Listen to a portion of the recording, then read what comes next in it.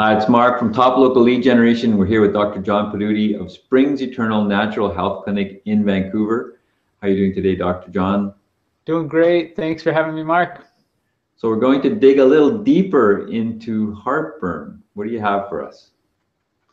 Yeah, so the main goal of doing these interviews is really to help give people options, to get them excited that the message is they don't have to be just reliant on drugs or medications for the rest of their lives, that there's some natural, fast solutions that can get them out of pain. And in our clinic, we've seen this over and over through the years. So today I wanted to give people a couple more ideas. First is I wanted to talk about how to figure out what type of heartburn you have. Then I wanted to talk about the tests that are out there to figure out the types of heartburn. And then leave you with one of my secret weapons that I pull out to help people when they're just really stuck in heartburn. So when we look at what type of heartburn, there's 6 different causes that I found in my practice through the years. We've been practicing since 2004, and there's really 6 causes. Usually there's just the focus on the acids coming up the esophagus. But the question is, why is that happening? And so when we really explore deeper, we can find 6 main causes that trigger that acid to pop up into the esophagus. So we have questionnaires. So when patients come to our office, we go through all these questions that really help hone in. And so unfortunately, I can't, it wouldn't be good medicine to just say, oh, tell me right away what, fill out this question and I'll tell you what heartburn you have. So we have to do a little more exploration. But I just wanted people to understand that that's a really good way of discovering what type. And ultimately, testing is the best way to figure out, either figure out what type you have or to figure out how bad things are.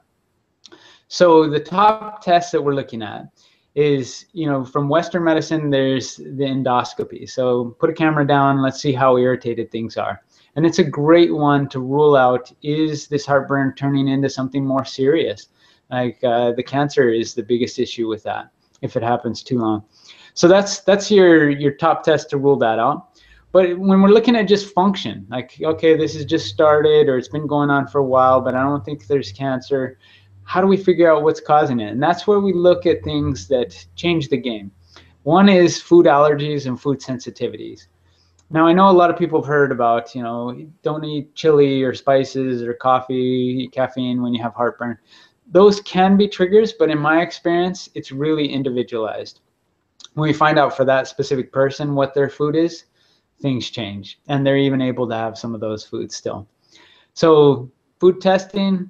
The next one is a stool test. So to be crude here, we have you go home and look at your poop, and basically in that we send it off to a lab and we can discover all kinds of organisms that really give us key insights into what's happening, what's causing the heartburn for you. Lastly is a pH test of your stomach. Now there's multiple ways of doing that, and without getting into that, but the key concept is there's one idea of you have too high stomach acid, and then there's another idea that you have too low stomach acid. And because the stomach acid's so low, food sits in the stomach longer, and then you get a little churning or a little stress and it shoots stuff up because it's just sitting in the stomach too long because you don't have enough acid to digest it. So there's some tests we can figure out if that's the root cause. But those are some of the main tests that we use to help people understand what's causing it. And again, when they figure that out, it's life changes. So I told you one of my secret weapons I would share with you. And to do that, I'm going to do a little screen share with you guys, just so I can show you. Let's get that started. So in the last interview, I showed you a picture of the stomach and the acid going up. Yeah, we can see that. Are you able to see that, Mark? Yep. Okay, great. Then this is another one that can be a structural issue of where you have a hiatal hernia, and that can be an issue. But I don't want to talk about that today. There's the other issue that's kind of my secret weapon is often you see here's your liver, and then you got this green thing, which is your gallbladder. That comes in and dumps into the first part of your intestines called your duodenum. And you don't need to memorize these names, but basically that's where your stomach acid or the food that you break down in your stomach first dumps into your duodenum, but also this dumps in there. And when people's liver's overloaded, so they have too much junk in their system that they're cleaning out, they'll actually release bile that irritates the duodenum.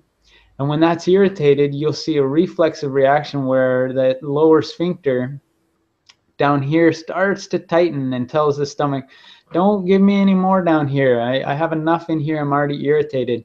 And then that puts a lot of back pressure that can often shoot things back up into the esophagus.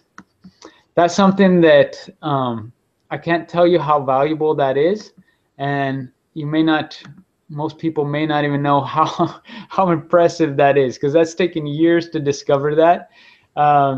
And it's something that most people won't know about, won't be treating. Most people are talking about the low stomach acid, which is a factor, but there's so many other causes, and that's just one of the other ones we look into. Lastly, I'll just leave you with the story of a patient. He had been suffering for heartburn for years. Again, he was on all of the acid blocking medications, but unfortunately he was now having diarrhea, and he's now had several years of diarrhea, and it was just kind of, things just kept getting worse and worse. And so we did what we talked about. We ran some tests, figured out what was the root cause. He worked his plan, and for him, he had been on these medications for 20 plus years. So when he finally started working the program, it took a little bit of time for his body to adjust. You know, you're on these acid blockers, you're going to get a rebound, and it's a little bit of a mess initially. But it was actually within 2 months, and his diarrhea went away and the heartburn went away. So just another great story of you find the root, you treat it, and the body heals. So with that, I'll kind of leave everybody with these 3 take-home thoughts. You know, if you forget everything we talked about, just know that if you find and treat the root cause, your body can get better. And you may not know what that root cause is, and that's where you might need some guidance to help, either through testing or just experience I can help you with there. Then I also want people to remember that treatment can be in their control. It's not something they have to be totally reliant on someone else or on medications. And hopefully with sharing just a little testimony where it inspires you, or at least hearing me talk inspires you to know there's some other options out there. So if you're serious about getting to the root cause of your heartburn, then give us a call. We would love to help you. Or if you know anybody who wants to get to the root of their heartburn, is done with all this pain, they don't need to be suffering needlessly. And I look forward to helping people get out of pain. Awesome. So Springs Eternal Natural Health Clinic, you can call them to book 604-737-0012 or go to springseternal.com. There's lots of articles and information on there that can get you some assistance for your health issues. Thanks, Dr. John. Thank you, Mark.